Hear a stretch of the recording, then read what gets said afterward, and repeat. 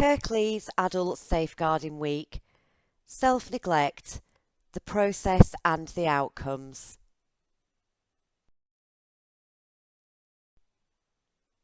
A successful outcome. That's good news. Well done all.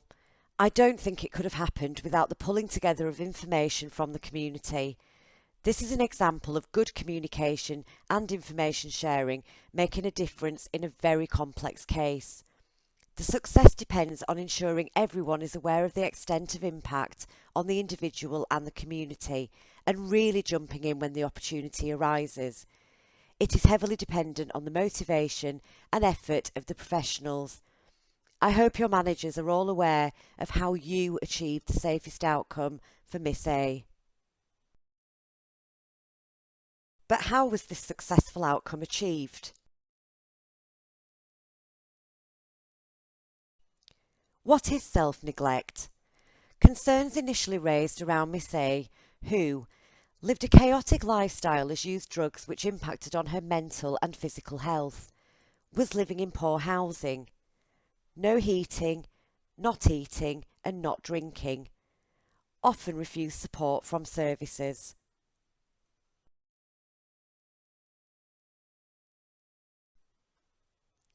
Concerns raised around Mr. B, who is homeless but resourceful, relying on food handouts, known drug user and mental health issues.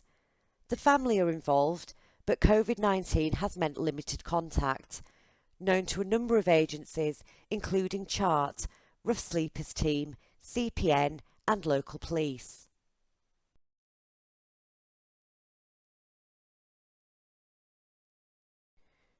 Who was involved with Miss A? A neighbourhood police officer, a nurse practitioner, a housing officer, a social worker, the GP, a safer neighbourhood officer, and community mental health team.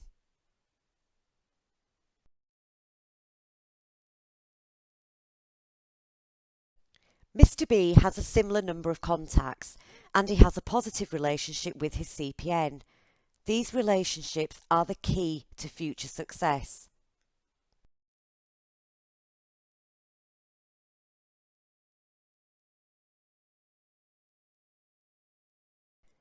Consideration needs to be given to the person's mental capacity and any influences on this.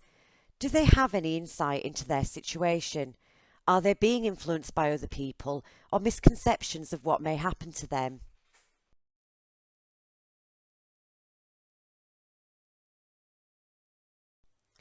What was considered and how was it assessed?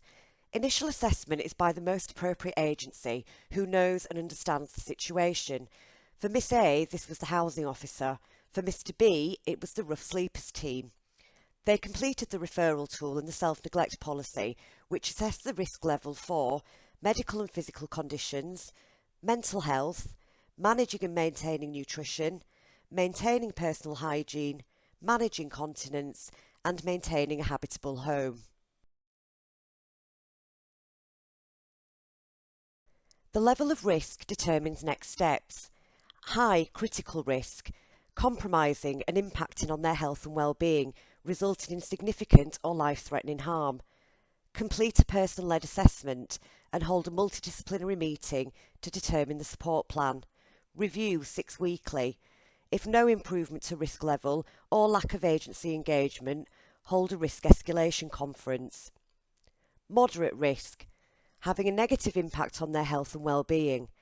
Complete a person-led assessment and hold a multidisciplinary meeting to determine the support plan. Review 6 weekly.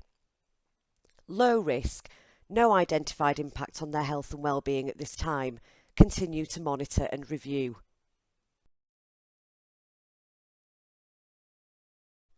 Decision to hold a multidisciplinary meeting for Miss A.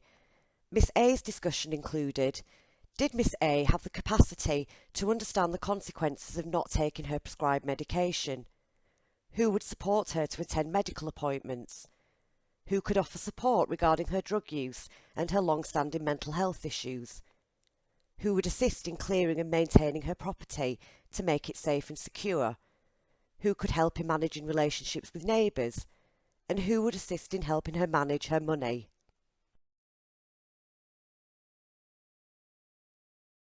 Why was this not a safeguarding concern? Self-neglect is a long-standing state for a person due to different factors such as trauma, physical injury, mental health issues or addiction. Raising a safeguarding concern should only be considered when people are putting themselves or others at risk of significant harm which cannot otherwise be managed.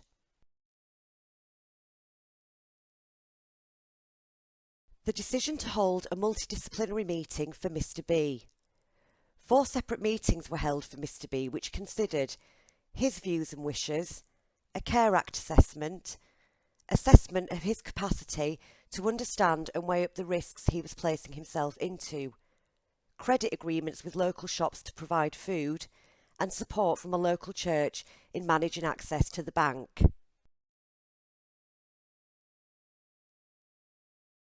Monitoring and review. The lead agency is responsible for ensuring all agreed actions are completed as recorded in the meeting record. This is usually via a review after about 6 weeks. For Miss A, this was the mental health team. Actions were assigned to specific teams such as tenancy support. If, however, things do not progress as hoped, there can be a number of review meetings, then a risk escalation conference is scheduled. This includes senior managers who will ensure actions are reviewed and completed as agreed and resources are deployed where necessary. Due to continual non-engagement from Mr. B, it was decided a risk escalation conference was needed to highlight work undertaken and whether any further options could be considered. This is ongoing.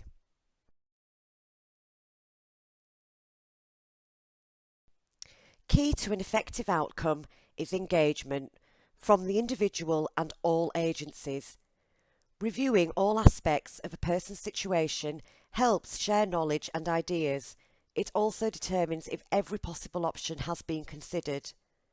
Engagement can only be achieved through good communication and positive relationships.